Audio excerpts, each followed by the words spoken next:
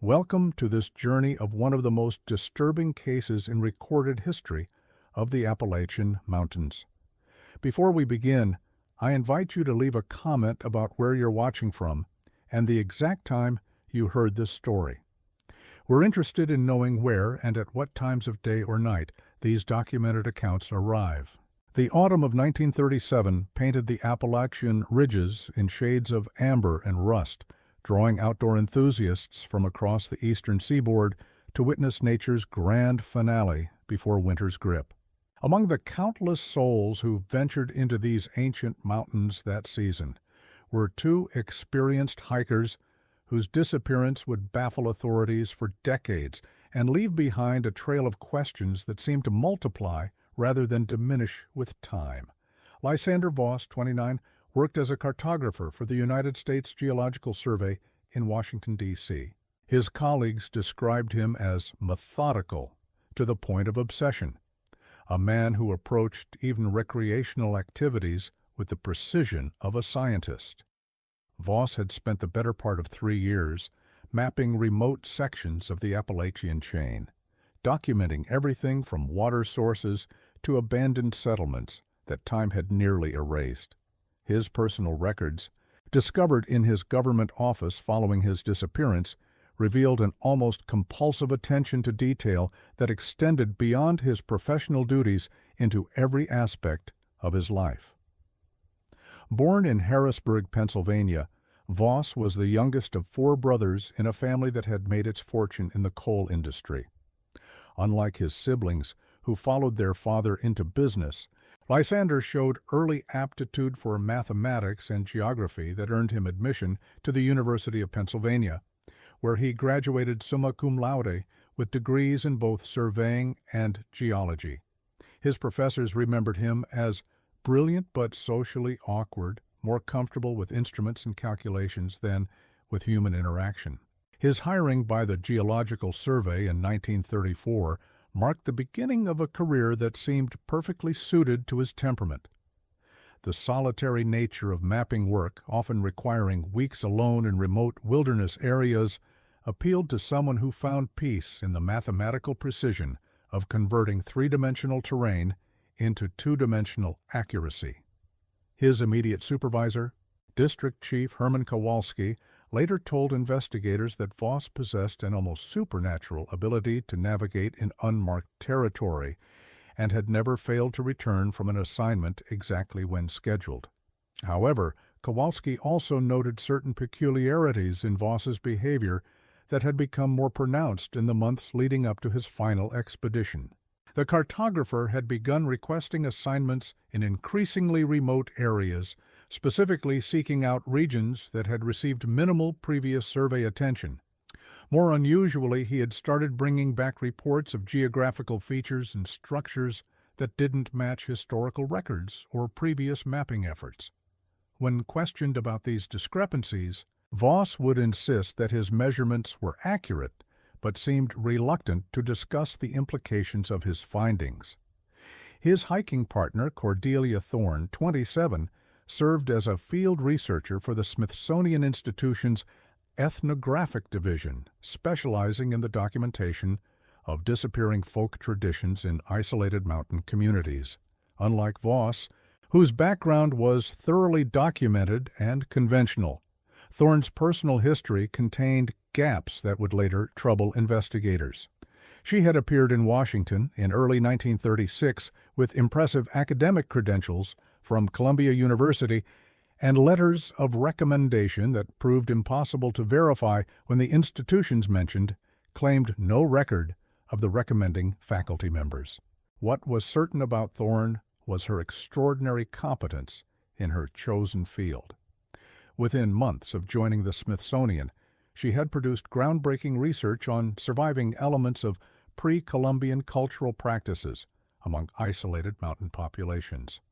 Her work involved extensive travel to remote communities that had previously resisted outside study, and she demonstrated an unusual ability to gain the trust of suspicious and insular groups. Dr. Margaret Henley, who supervised Thorne's work at the Smithsonian, described her as possessing an intuitive understanding of traditional cultures that went beyond academic knowledge. Thorne seemed to grasp subtle social dynamics and unspoken protocols that typically required years of immersion to comprehend. This gift enabled her to document rituals, stories, and practices that had been kept secret from outside researchers for generations. However, Dr. Henley also noted troubling aspects of Thorne's research methods. She often returned from field assignments with information that she claimed to have obtained through interviews with community elders, but when other researchers attempted to verify her sources, they found that the individuals she cited either didn't exist or denied having spoken with any outside researchers.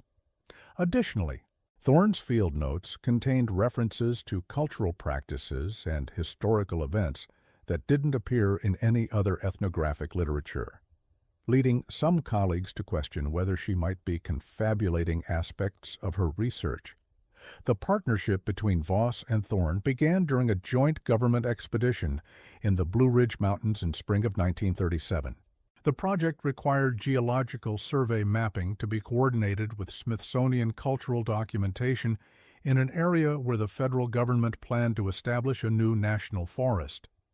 Both researchers were known for their preference for working alone, making their collaboration unexpected to their colleagues. According to expedition reports filed by other team members, Voss and Thorne quickly developed a working relationship that seemed to transcend their assigned duties. While other participants focused on completing their specific tasks efficiently, the two researchers began spending additional time investigating aspects of the region that fell outside their official responsibilities. They were frequently observed having intense conversations over maps and documents that they kept separate from the general expedition materials. Park Ranger Wesley Morrison, who served as liaison for the expedition, later told investigators that Voss and Thorne seemed to be conducting their own parallel investigation alongside the official project. They would disappear for hours at a time, claiming to be following up on mapping discrepancies or pursuing ethnographic leads. But when Morrison attempted to join these side investigations, he found that they had somehow managed to cover far more ground than should have been possible in the time available. More puzzling was Morrison's observation that both researchers began exhibiting behavioral changes as the expedition progressed. Voss, normally meticulous about maintaining detailed logs of his activities, became secretive about his findings and would often work late into the night on documents that he wouldn't share with the rest of the team. Thorne, meanwhile, started having what appeared to be lengthy conversations with local residents, but when Morrison inquired about these interviews, she would claim to have been speaking with individuals that he had never seen in the area. The expedition concluded successfully in terms of its official objectives, but the final report submitted by Voss and Thorne contained anomalies that troubled their supervisors. Voss's mapping data included references to structures and geographical features that weren't confirmed by other team members, while Thorne's ethnographic findings described cultural practices and historical accounts that seemed inconsistent with established knowledge about the region's indigenous populations. Despite these concerns, both researchers received approval for their proposal to conduct a follow-up expedition in the fall, focusing on areas that their preliminary work had identified as requiring additional investigation. The approval process was expedited at the insistence of certain federal officials who expressed particular interest in the geographical anomalies that Voss had reported and the cultural findings that Thorne claimed to have discovered. Preparation for their October expedition was more extensive than typical for a two-person research team. Voss requisitioned specialized surveying equipment beyond what would normally be needed for the terrain they planned to cover, including deep-core sampling tools and underground detection instruments. Thorne, meanwhile, obtained archaeological excavation permits and requested access to historical documents from archives that were normally restricted to senior researchers. Both researchers also made unusual personal preparations for the expedition.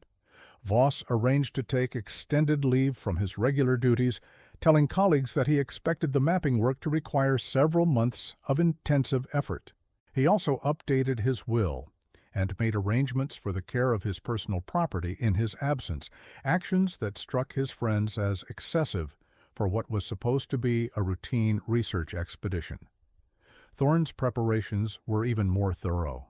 She spent weeks studying documents at the National Archives that dealt with early colonial settlement patterns and indigenous population movements in the Appalachian region.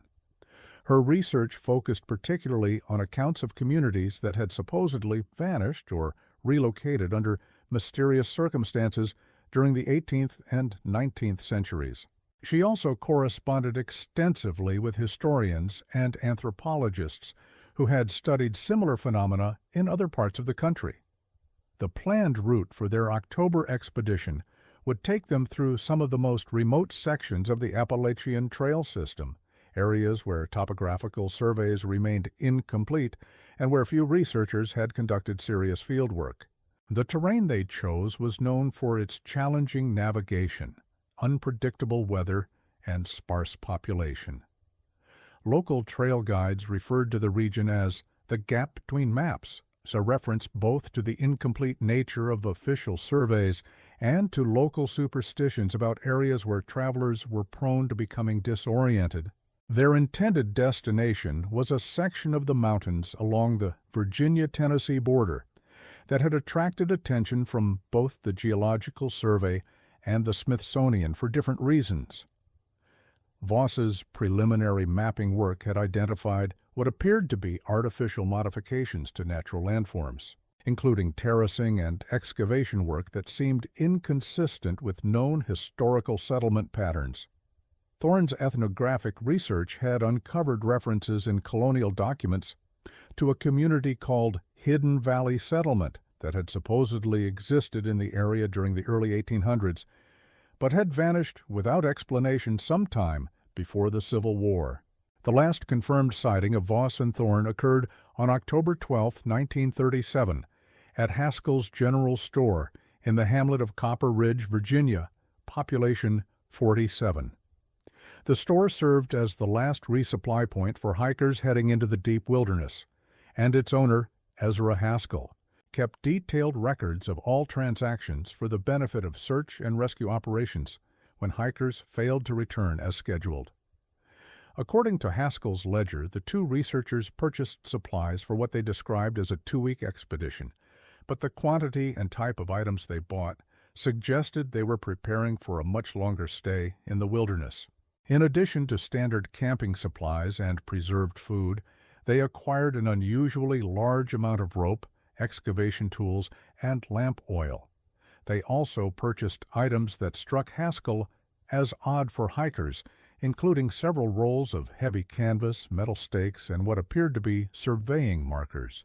Haskell later told investigators that both researchers seemed nervous and eager to complete their transaction quickly.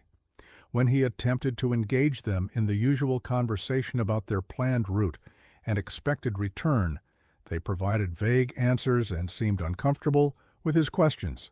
Most unusually, they paid for their supplies in cash, rather than using the government purchase orders that federal employees typically presented for expedition supplies. The store owner also noted that Thorne carried with her a worn leather satchel that she guarded carefully throughout their time in the store. When a local farmer asked about the bag's contents out of casual curiosity, Thorne's reaction was swift and defensive, pulling the satchel away with such force that she knocked over a display of canned goods. She apologized profusely for the accident, but offered no explanation for her behavior, and both researchers left the store immediately after completing their purchases. Several local residents observed the hikers' departure from Copper Ridge on the morning of October 13th. They followed the established trail markers that led into the mountains, but according to witnesses, they deviated from the main trail much sooner than would be expected for hikers planning to reach the designated camping areas. Instead, they appeared to be following a route that would take them directly into the most remote and difficult terrain in the region. Samuel Fletcher, a local guide who had offered his services to the researchers, watched them disappear into the morning mist, and later told investigators that their chosen path troubled him. The route they had taken was known among locals as dangerous for inexperienced hikers because it led through areas where the terrain could change rapidly and where navigation became difficult even for those familiar with the region. More concerning was that the path they had chosen would take them away from established water sources and camping sites, forcing them to rely entirely on their own supplies and ability to locate suitable shelter.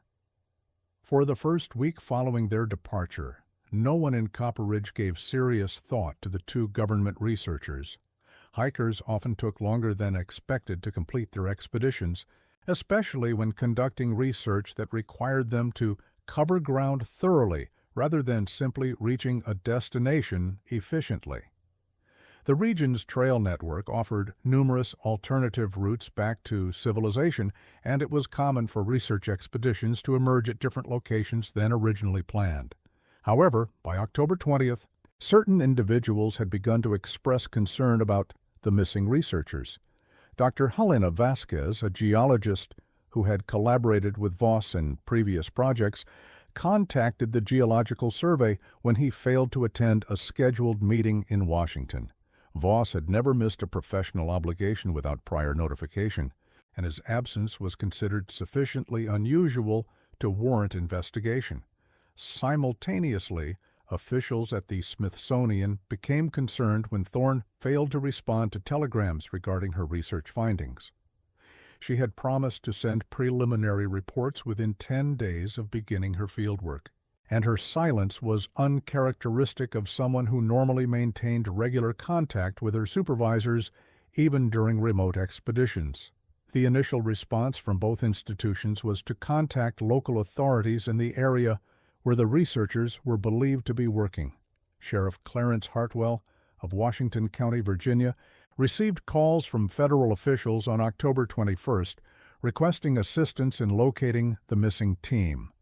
Hartwell, a practical man with 30 years of experience in law enforcement, initially treated the matter as a routine hiking accident and organized a standard search operation using local volunteers and county resources. The search began on October 23rd with teams of local hunters and experienced hikers covering the established trails and known camping sites within a reasonable radius of where the researchers had last been seen. These initial efforts were hampered by deteriorating weather conditions as the first serious storms of the winter season moved through the region, bringing heavy rain and early snow that made tracking difficult and potentially dangerous for search teams. Despite these challenges, the search teams made discoveries within the first few days that suggested the missing researchers had indeed passed through the area. At several locations along remote trails, searchers found evidence of recent camping activity, including the remains of cooking fires and food scraps that could have belonged to Voss and Thorne. However, the evidence was ambiguous, as other hikers had used the same trails during the same time period. More significant was the discovery on October 26th of what appeared to be specialized surveying equipment that matched items known to have been carried by Voss. The equipment was found partially buried under fallen leaves near a stream approximately 15 miles from the last confirmed sighting of the researchers. The items included a precision compass, measuring chains, and mapping instruments that bore Geological Survey property marks. The condition and location of the equipment troubled the search teams. The instruments had been carefully wrapped in waterproof material and appeared to have been deliberately cached, rather than lost or abandoned in haste. More puzzling was that the cache was located several miles off any established trail, in terrain so difficult that reaching it would have required considerable effort and expertise. The discovery suggested that the researchers had not only survived longer than initially feared, but had been conducting their planned survey work in extremely remote areas. Encouraged by this discovery, Sheriff Hartwell expanded the search to include areas that had previously been considered too remote or dangerous for the missing researchers to have reached. This expanded effort required bringing in additional resources, including experienced mountain climbers and specialized rescue equipment.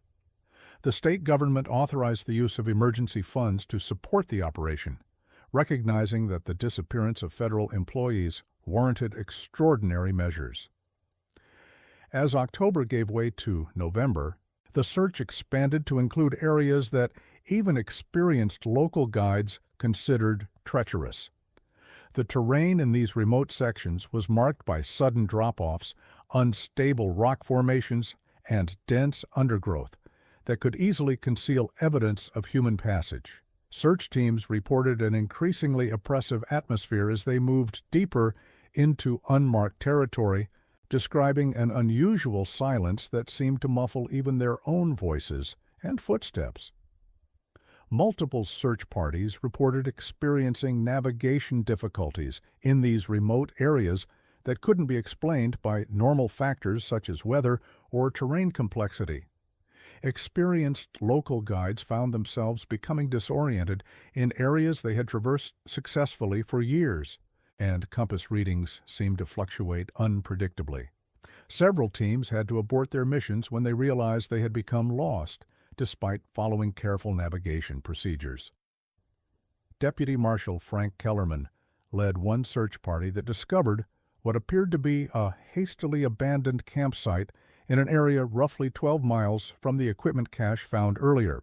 The site contained the remnants of a fire that had burned unusually hot, leaving behind a circle of fused soil and ash that local guides found difficult to explain.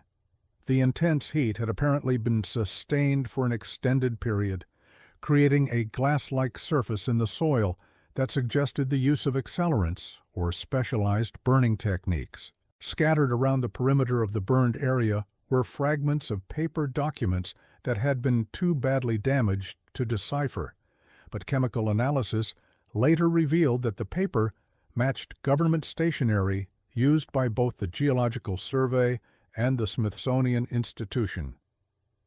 Mixed with the paper fragments were pieces of camping equipment that bore federal property marks, suggesting that the site had indeed been used by the missing researchers. More troubling was the discovery of a section of rope, approximately 8 feet in length, that had been tied to a sturdy oak tree at the edge of the campsite. The rope showed signs of significant strain and wear, as if it had supported considerable weight for an extended period. However, the rope had been cut rather than untied, and the cut appeared to have been made with a sharp blade rather than being severed by natural forces or wear. Kellerman's detailed report, filed on November 3, 1937, documented several aspects of the campsite that troubled him deeply. The abandoned equipment appeared to have been deliberately arranged in a specific pattern rather than scattered randomly, as would be expected if the camp had been abandoned in emergency circumstances. The absence of any food supplies or water containers was particularly puzzling, as experienced hikers would never voluntarily abandon such essential items in remote terrain. Most unsettling was Kellerman's observation that the surrounding forest showed signs of significant disturbance, extending far beyond what would be expected from normal camping activity. Trees showed marks consistent with heavy rope work, and the underbrush had been trampled in patterns that suggested multiple individuals moving back and forth across the area over an extended period. The disturbance patterns seemed to radiate outward from the central campsite in several directions, as if the location had served as a base for extensive exploration or construction activities. Additional search teams were deployed to investigate the radiating disturbance patterns, but these efforts produced more questions than answers.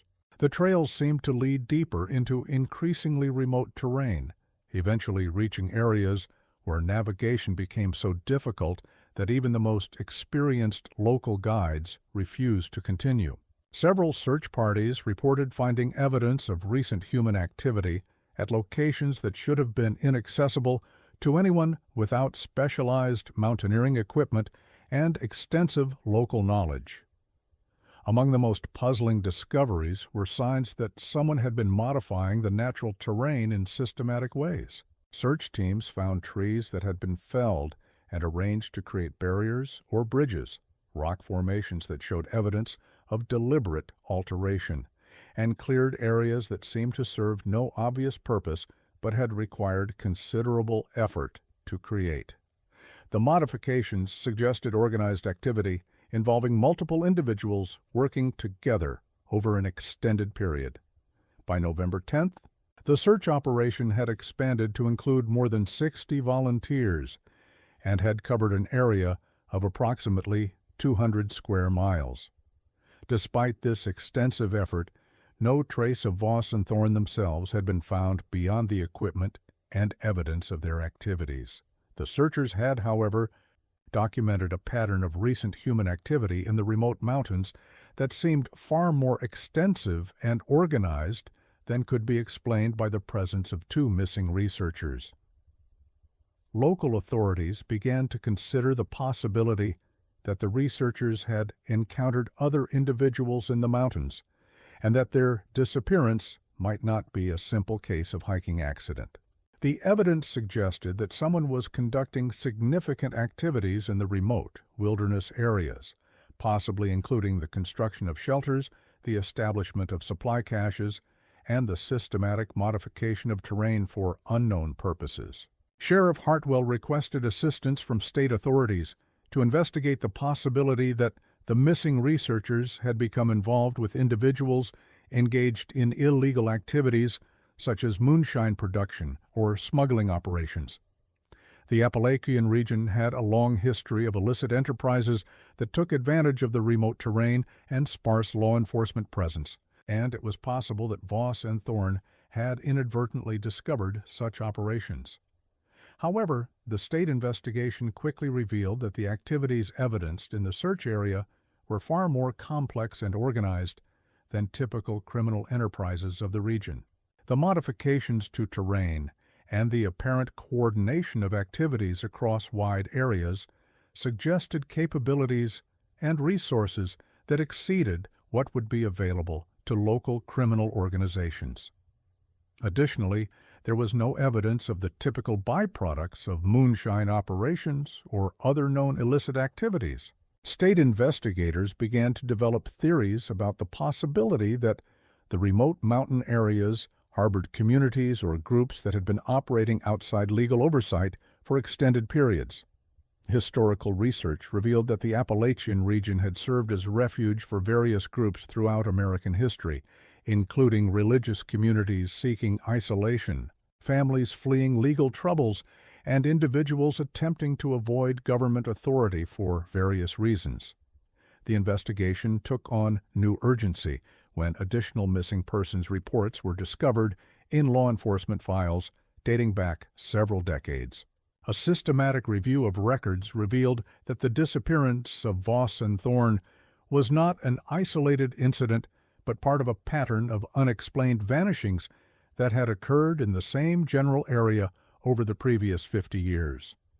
The missing individuals included hikers, hunters, researchers, and even several law enforcement officers who had been investigating various incidents in the mountains. Analysis of these historical cases revealed troubling similarities to the current situation.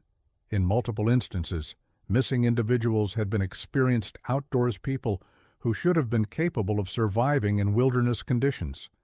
Search efforts had typically found evidence of the missing person's activities, but had failed to locate the individuals themselves. Most significantly, several of the historical cases had involved people whose professional skills or knowledge could be valuable to groups attempting to maintain secrecy and self-sufficiency in remote areas. Federal authorities became involved in the investigation when the pattern of disappearances came to the attention of officials concerned about potential national security implications. The fact that the missing persons included federal employees with access to sensitive information raised questions about whether hostile foreign agents might be operating in the remote border regions. Additionally, the evidence of organized activity in areas that were supposed to be uninhabited suggested possible violations of federal laws governing wilderness areas. A joint task force was established involving federal agents, state investigators, and local authorities to conduct a comprehensive investigation of the situation in the Appalachian wilderness areas. The task force was given broad authority to investigate not only the specific disappearances, but also the wider question of unauthorized activities in federal lands. Resources were allocated for an intensive investigation that would employ techniques and technologies beyond those available to local search efforts. The federal investigation began in earnest in December 1937, despite challenging winter conditions that made access to remote areas extremely difficult. Federal agents used aerial reconnaissance to identify areas of potential interest, including locations that showed signs of human modification or habitation. These aerial surveys revealed a pattern of clearings, structures, and pathways in areas that were supposedly pristine wilderness. Ground teams equipped with advanced communication equipment and winter survival gear were deployed to investigate the most promising locations identified through aerial reconnaissance. These teams discovered evidence of human presence that was far more extensive than anything found during the earlier search efforts.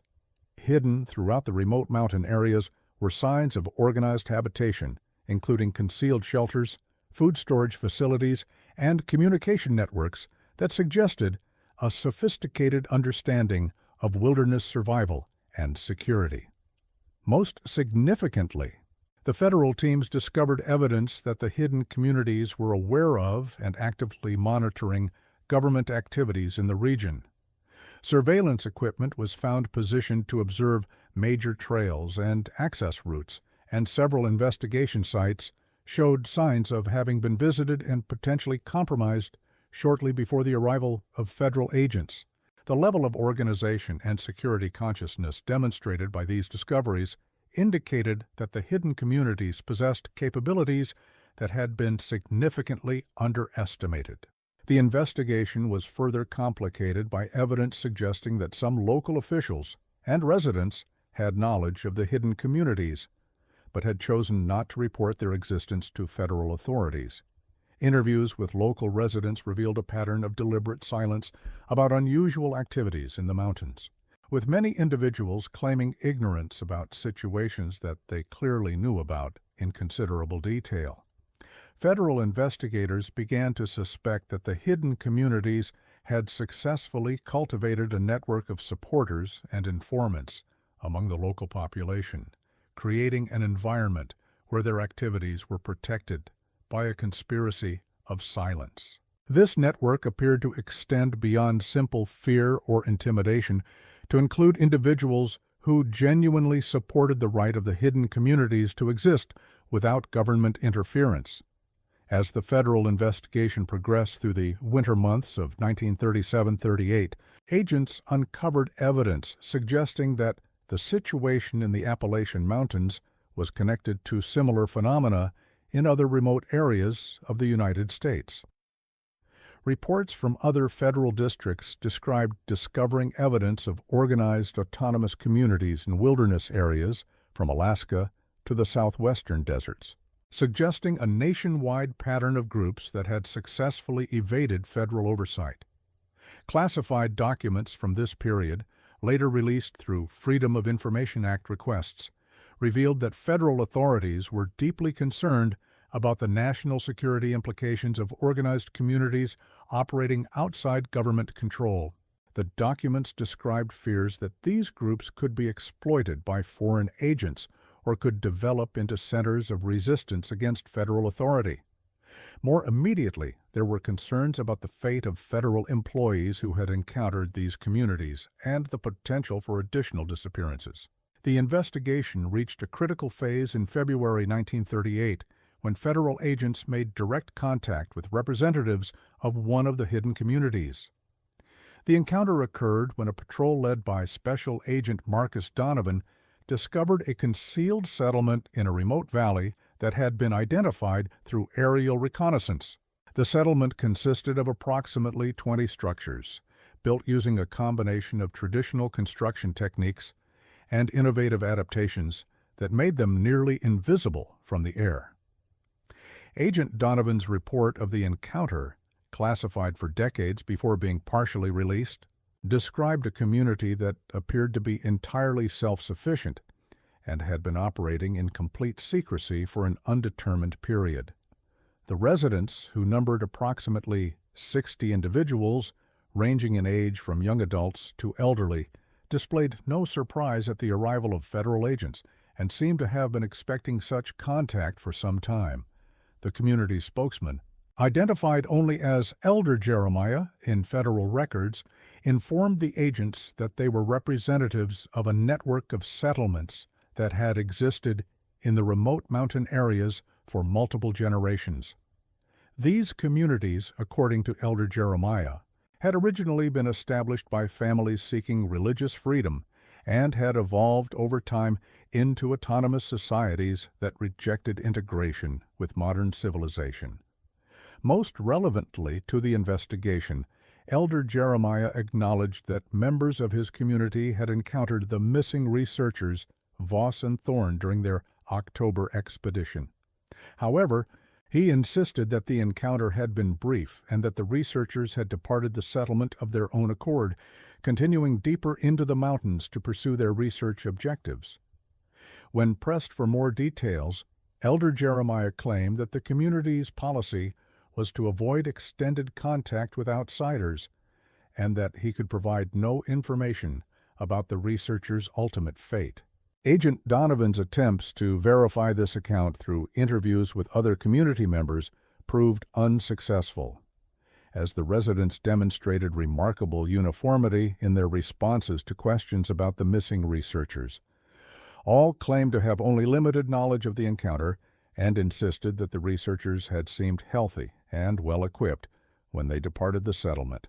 However, Donovan noted in his report that the community members seemed to be following a carefully rehearsed script in their responses. The federal agents were allowed to remain in the settlement for 3 days, during which they observed a community that functioned with remarkable efficiency and organization. The residents demonstrated advanced skills in wilderness survival, sustainable agriculture, and traditional crafts that enabled them to maintain their lifestyle without reliance on outside resources.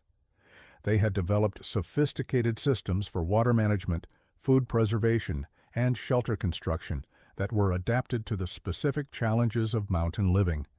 However, Donovan also observed aspects of the community that troubled him. The social structure seemed to involve rigid hierarchies and strict adherence to rules that were never explicitly stated, but were clearly understood by all residents. Dissent or individual initiative seemed to be discouraged, and the community operated with a level of unity that suggested either exceptional social cohesion or systematic suppression of individual expression. Most concerning was Donovan's observation that the community possessed detailed knowledge about federal activities in the region, including information about the search efforts that should not have been available to isolated mountain dwellers. The residents seemed to be aware of the specific objectives of the federal investigation and demonstrated understanding of bureaucratic procedures and legal authorities that indicated either extensive prior contact with government officials or access to information sources that enabled them to monitor federal activities. When the federal agents departed the settlement, they were escorted by community members who ensured that they followed specific routes back to areas that were accessible to conventional transportation. Donovan noted that these escorts seemed familiar with the movements and capabilities of federal personnel and directed the agents away from areas that might have contained additional settlements or activities that the community wanted to keep hidden. The discovery of the hidden settlement prompted federal authorities to expand their investigation significantly, deploying additional resources to locate and assess other communities that might be operating in the region. However, subsequent efforts to locate additional settlements proved largely unsuccessful, despite the use of increasingly sophisticated reconnaissance techniques and the allocation of substantial federal resources to the effort. Federal teams did discover evidence suggesting the existence of multiple communities connected through communication and transportation networks that spanned hundreds of miles of mountain terrain. Hidden trails, supply caches, and signaling systems indicated a level of organization and coordination that challenged assumptions about the capabilities of isolated communities. The infrastructure appeared to have been developed over many years and represented a significant investment of labor and resources. More troubling was evidence that the hidden communities were actively monitoring and potentially influencing federal investigation efforts. Equipment malfunctions, navigation problems, and communication failures plagued federal teams with suspicious frequency when they attempted to investigate certain areas. Several agents reported experiencing disorientation and confusion in areas where they should have been able to navigate successfully, leading to speculation that the communities possessed techniques for disrupting federal operations that went beyond simple evasion. The federal investigation continued through 1938 but achieved only limited success in determining the fate of the missing researchers or the full extent of the hidden communities' activities. Agents succeeded in documenting the existence of organized autonomous settlements and established that these communities possessed capabilities that represented potential challenges to federal authority. However, the investigation failed to penetrate the community's security measures sufficiently to determine their ultimate objectives or the extent of their influence. A significant breakthrough occurred in autumn of 1938, when Agent Patricia Wells, working undercover as a researcher studying mountain folklore, succeeded in gaining limited access to one of the hidden communities through contacts she had cultivated among sympathetic local residents. Wells's infiltration provided the first detailed insider account of how the communities operated and their relationship to the missing federal researchers.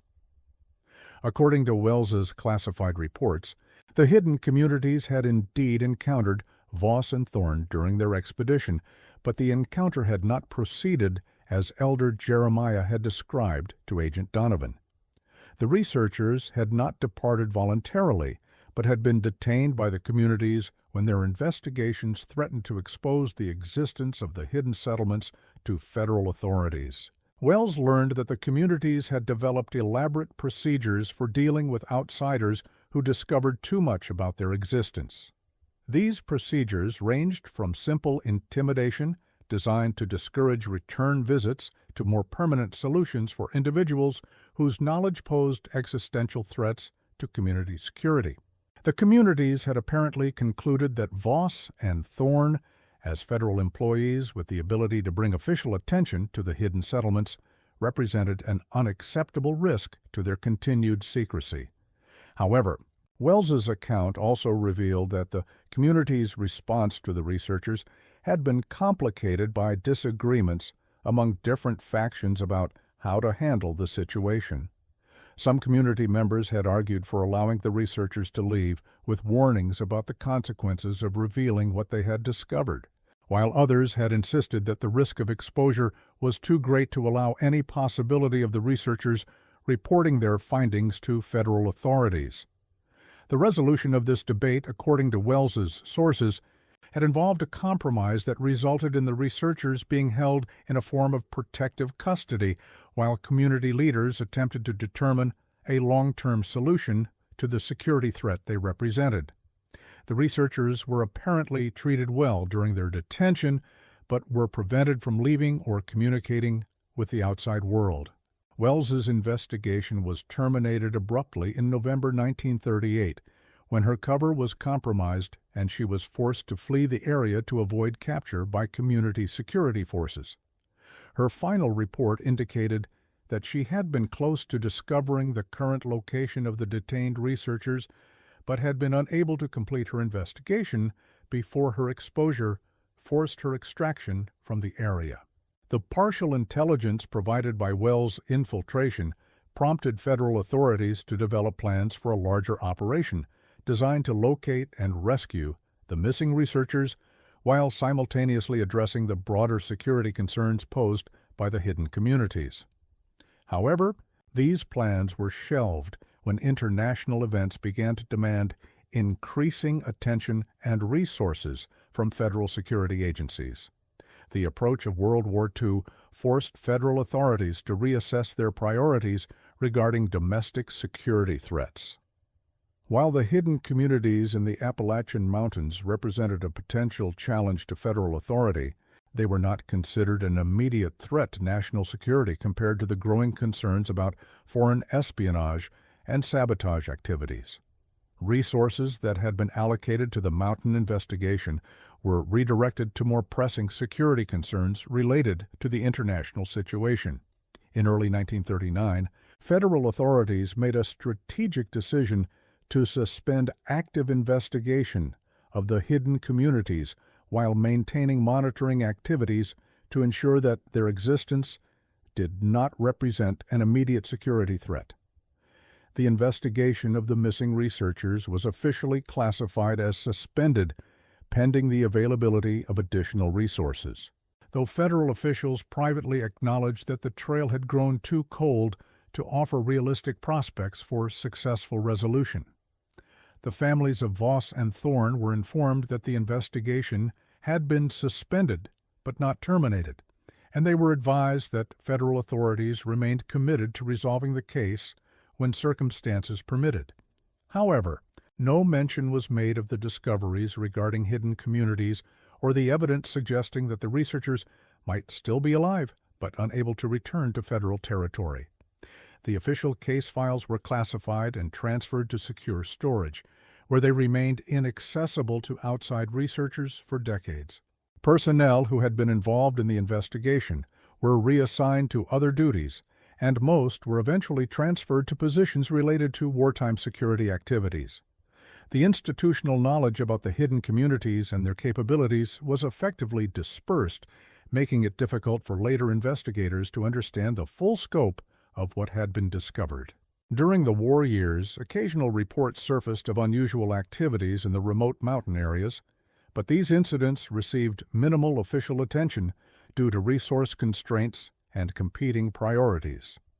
Local authorities were instructed to report any incidents that might be related to national security concerns. But the hidden communities appeared to maintain their low profile during this period, avoiding actions that might draw unwanted attention from federal agencies. The post-war period brought renewed interest in the case when families of the missing researchers lobbied federal authorities to reopen the investigation. However, by the late 1940s, most of the original investigators had left federal service, and the institutional knowledge about the case had been largely lost. New investigators assigned to review the case found the classified files difficult to interpret without the context that the original investigators could have provided. A limited reinvestigation conducted in 1948-49 focused primarily on attempting to locate any surviving evidence of the missing researchers rather than pursuing the broader questions about hidden communities that had driven the original federal response. This investigation succeeded in documenting the continued existence of unusual activities in the mountain areas, but failed to establish any direct connection to the fate of Voss and Thorne. The reinvestigation did produce one significant discovery when search teams located what appeared to be a long-term campsite in a remote valley that showed signs of having been occupied continuously for extended periods. The site contained evidence of sophisticated shelters, food storage systems, and workshop areas that indicated a level of organization and permanence far beyond what would be expected from temporary camping activities. Among the artifacts discovered at the long-term campsite were personal items that investigators believed might have belonged to the missing researchers. These included surveying instruments consistent with Voss's equipment and research materials that matched the type of work Thorne had been conducting. However, the items had been incorporated into the broader infrastructure of the campsite in ways that made it difficult to determine whether they had been brought there by their original owners or had been recovered and repurposed by other occupants. More intriguingly, the investigation team discovered evidence that the long-term campsite had been abandoned relatively recently, possibly within months of the investigation team's arrival. The abandonment appeared to have been planned and systematic, with valuable items removed and perishable materials disposed of in ways that minimized evidence of the site's previous function. The systematic nature of the abandonment suggested that the occupants had been aware of the approaching investigation and had departed to avoid contact with federal authorities. The 1948-49 reinvestigation concluded without definitively resolving the fate of the missing researchers, but it did confirm that organized groups continued to operate in the remote mountain areas and possessed capabilities that enabled them to maintain secrecy despite federal attention. The investigation report recommended continued monitoring of the region, but acknowledged that active pursuit of the hidden communities would require resources and authorities that were not available under current federal priorities. Throughout the 1950s, the case remained officially open but inactive, with periodic reviews conducted whenever new evidence surfaced or when family members renewed their requests for federal action. These reviews consistently confirmed that the essential facts of the case remained unchanged.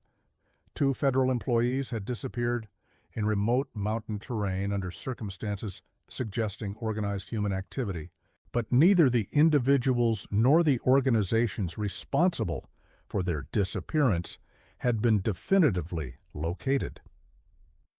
The case gained new attention in the early 1960s, when construction activities associated with interstate highway development began to impact previously remote areas of the Appalachian Mountains. Road construction crews reported discovering evidence of recent human habitation in areas that were supposed to be uninhabited wilderness, including concealed structures, cleared areas, and infrastructure that suggested sustained occupation by organized groups. These discoveries prompted a limited federal investigation to determine whether the activities discovered by construction crews might be related to the long-standing questions about hidden communities in the region. The investigation, conducted by a joint task force of federal agencies, succeeded in documenting extensive evidence of organized human activity throughout the remote mountain areas, but found that the groups responsible had apparently relocated before the investigation teams arrived. Among the most significant discoveries was a concealed facility that appeared to have served as a central coordination point for activities throughout the region. The facility contained communication equipment, detailed maps of the mountain areas, and documentation suggesting systematic monitoring of federal activities over a period of many years. The sophistication of the facility and its infrastructure indicated that the hidden communities possessed resources and organizational capabilities far beyond what had been previously suspected. However, the facility had been abandoned and partially destroyed before the investigation team arrived, eliminating much of the evidence that might have provided definitive answers about the hidden communities and their activities. The destruction appeared to have been systematic and professional, suggesting that the communities possessed detailed knowledge about evidence collection procedures and had taken steps to ensure that their operational secrets would not be compromised. The investigation did recover fragments of documentation that provided tantalizing hints about the organization and objectives of the hidden communities. Among these fragments were references to long-term guests and security arrangements that seemed consistent with the theory that the missing researchers might have been detained rather than killed. However, the fragmentary nature of the evidence made it impossible to draw definitive conclusions about the current status of any individuals who might be held by the communities. As the 1960s progressed, federal authorities gradually shifted their approach to the hidden communities from active investigation to passive monitoring. The communities had demonstrated remarkable resilience and adaptability in maintaining their secrecy despite decades of federal attention, and it became clear that locating and penetrating these groups would require resources and methods that exceeded what federal agencies were willing to commit to what was considered a domestic security issue of limited significance. The final significant development in the case occurred in 1967 when highway construction workers discovered human remains in a natural cave system that had previously been inaccessible to investigation teams. The remains were eventually identified through dental records and personal effects as belonging to both Voss and Thorne, apparently ending the 30-year mystery of their disappearance. However, the condition and circumstances of the discovery raised as many questions as it answered. Medical examination revealed that both individuals had survived for an extended period after their disappearance, with evidence suggesting they had received adequate nutrition and medical care during their captivity. The cause of death could not be definitively determined from the available remains, but there were no signs of violence or trauma that would indicate murder. More puzzling was the careful arrangement of the remains and personal effects within the cave system. The bodies had been positioned in what appeared to be formal burial arrangements, with personal possessions placed in specific patterns that suggested ritualistic or symbolic significance. The burial site had been maintained and visited regularly, with evidence of fresh flowers and food offerings that indicated ongoing attention from unknown individuals. The discovery of the remains prompted a final federal investigation to determine the circumstances of the researchers' deaths and to assess whether the hidden communities continued to pose security concerns. However, this investigation faced the same obstacles that had frustrated previous efforts. The communities had apparently anticipated federal attention and had taken steps to ensure that evidence of their current activities would not be available to investigators. The final federal report on the case, filed in 1968, concluded that Voss and Thorne had encountered organized groups operating in the remote mountain areas and had been detained when their research activities threatened to expose these groups to federal authorities. The researchers had apparently been held for an extended period before dying of causes that could not be determined from available evidence. Their remains had been disposed of in a manner that reflected cultural practices consistent with isolated mountain communities. The report also concluded that the hidden communities represented a unique form of autonomous organization that had successfully maintained independence from federal oversight for multiple generations. While these communities had demonstrated capabilities that could theoretically pose security concerns, they appeared to be motivated primarily by desires for isolation rather than hostility toward federal authority. The report recommended continued monitoring but advised against active intervention unless evidence emerged of activities that posed clear threats to national security. Today, more than 80 years after the disappearance of Voss and Thorne, the Appalachian Mountains continue to harbor secrets that resist complete understanding. Occasional reports from hikers, researchers, and development crews suggest that organized human activity continues in the remote areas, though modern surveillance and communication technologies have made the complete secrecy that characterized earlier periods increasingly difficult to maintain. The legacy of the two researchers who never returned from the Appalachian Trail extends beyond their individual fate to encompass broader questions about the extent of federal knowledge and control over American territory. Their disappearance revealed the existence of organizational capabilities in the American wilderness that challenged fundamental assumptions about the relationship between citizens and government authority. Perhaps most significantly, their case demonstrated that even in a nation with extensive governmental reach and sophisticated investigative capabilities, there remain spaces and possibilities that exist beyond official awareness or control. The mountains continue to keep their secrets, and some questions about what happens in the deepest wilderness may never be fully answered. The silence of the peaks preserves more than echoes of ancient geological processes.